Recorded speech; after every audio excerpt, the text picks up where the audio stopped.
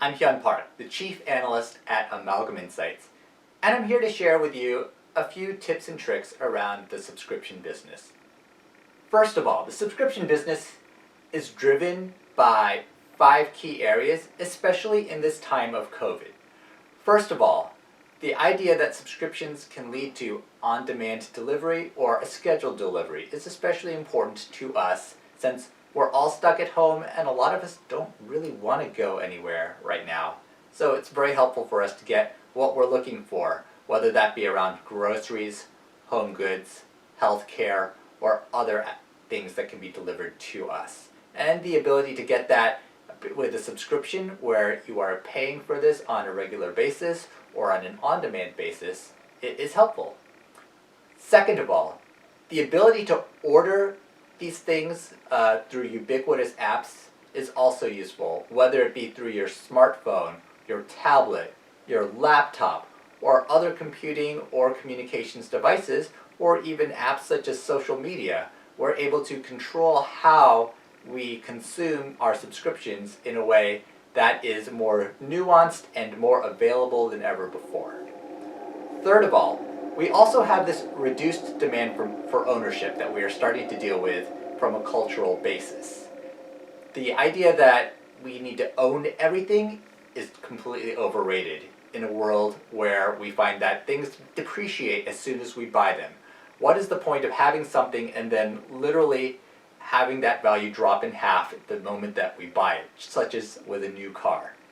Why not just rent instead? And that's something that we are starting to see across the board from a subscription perspective, and then even for consumable goods such as food. It's easier to simply have delivery happen for something that you expect every week, every month, and then simply be charged for it rather than trying to figure out what you want only to find that you order the same thing over and over again but take a lot of time thinking about it. So the need for subscription shows up right there. And then next, the idea that we want things that are up to date for everything that we buy. We don't want things that are outdated. We don't want things that get old or out of touch quickly. We want things that represent the latest and greatest in whatever we are buying. The latest foods, the latest services, the latest technology. And if we can simply buy that on a subscription basis and know that we're always getting the best and the brightest every month or every year or every 2 years, that subscription ends up being worth it to us. So there's this trend, of course, to subscription for those reasons as well. And then finally, simply the need for time. We don't have time to figure out every single thing that we want, but if there's a subscription that helps us to purchase the services that we're looking for and gives us what we're looking for even proactively, that's even better for our time-starved lives. As we think about subscription business, there's a few metrics that I wanted you to think about. And you can see them right here where I have the actual metrics themselves and then counterexamples to show how these metrics are changing the economy in general. So let's start with the first ones. When we look at subscription business, you can see that it's estimated to be $530 billion. That's what Credit Suisse says at least. And while $530 billion is a big number, $530 billion is less than 1% of the global GDP overall, meaning that there's this huge opportunity for the 99% of the global economy to become more of a subscription.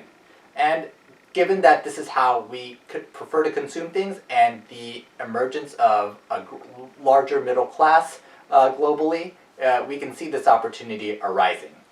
Second of all, thinking about this from a service-specific perspective, look at digital services. Right now, 80% of Americans subscribe to at least one digital service. So, meaning that this has become a dominant way to consume and purchase digital services. However, when you look at a little bit more deeply, in a COVID era, this can change a lot. So, what we've seen is since early March, about 17% of Americans have actually gotten rid of one or more digital services because you only keep the ones that you truly need and then honestly you get rid of the rest. So there is that threat that if you are a subscription providing a subscription and that subscription isn't providing enough value, you are on the chopping block. So it's important to have both that wallet share for the customer and then to be seen as a vital or important service. Third, as we look at cloud computing. So cloud computing is one of the key areas of the subscription business world, the subscription economy, as over $100 billion of computing services and applications are purchased through the cloud, software as a service or infrastructure as a service. However, what we notice here is that although that's growing 20% per year, that's actually very different from what we see from the IT world at large. In 2020, we're actually expecting IT spend to shrink by almost 7 to 8%, given all of the challenges we're having between the pandemic and the recession and all that. As it's what you would expect, costs to reduce. But given the strength of the subscription economy and subscription businesses and the value that companies see from subscriptions, we're seeing this cloud computing market continue to grow. So that gives you an idea of the power of subscription businesses, that even in a falling economy or a falling market, subscriptions can provide enough value to continue growth. So, as you are planning to either manage your subscription business or to move towards a subscription business, there are a few metrics that you need to keep in mind and a few trends that are occurring right now in this age of corona that we are in. First of all, let's look at our unemployment here. Unemployment is still a big problem, as we are seeing that in the United States, over 20% of the US labor force is collecting benefits in some sort of way.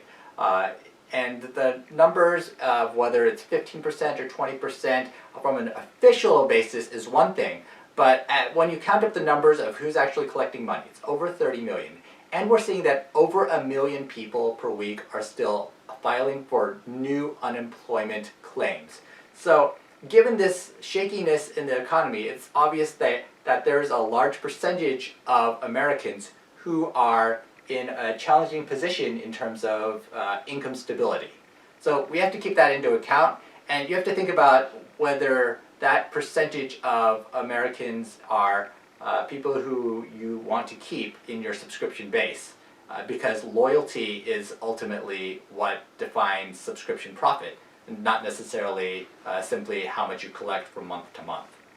Second of all, personal savings is a key consideration as well. Pre-COVID, Americans were at about 8% for their savings, but obviously after this recession started and this uncertainty started, that rate started going up a lot. In May, we saw that the personal savings rate was about 23%. That's a lot of money that gets sucked out from discretionary spend. So as you're pricing or discounting your subscription right now, keep that in mind. That combination of unemployment and personal savings rates makes discretionary income a lot rarer right now, but at the same time, those companies that survive and keep their subscriptions for the long term are ones that are going to keep customers perhaps for years and years afterwards. So think about this from a long-term perspective, not a short-term perspective. Third of all, I think we're in a winner-take-all situation. As I alluded to earlier, as subscriptions disappear, only the top subscriptions, the subscriptions that are most important to people, are the ones that will survive. And in this regard, you want to be one of those winners. So make your pricing, discounting, and offer value propositions accordingly. Finally, especially if you have some sort of digital aspect to your subscription, you want to think about the screen fatigue that occurs associated with consuming your services. And this isn't just if you're a digital streaming service. We're not all Disney or Netflix, but many of us have some sort of coaching or educational aspect, or we have some sort of application or digital related help that goes with our services. And as you think about all of these digital related services that you are providing or digital augmented services, think about how we are being fatigued by having to use the screen all day long for the Zoom and WebEx and Teams meetings that we're all on, how you're having to deal with this from a school perspective, or at least your kids are having to deal with all the screen time that they don't want, which is strange. Who would have thought kids would have not wanted screen time, but here we are. The physical fatigue of simply staring at a screen for so many minutes or hours at a time is not something everyone can take. And then finally, the lack of variety. Making something just a little bit different from staring at that same video conferencing screen or app the entire time, where you see this face that's this big and have to figure out what they're thinking. Try to make it a little bit bigger. Try to make everything a little bit more personalized as you're dealing with creating these services. And by doing so, you can create a service, a subscription that is more personalized, more human, and more interesting than your competitors. I hope this helps as you think about the subscription service and the subscription business that you're putting into place, and I look forward to seeing what you build.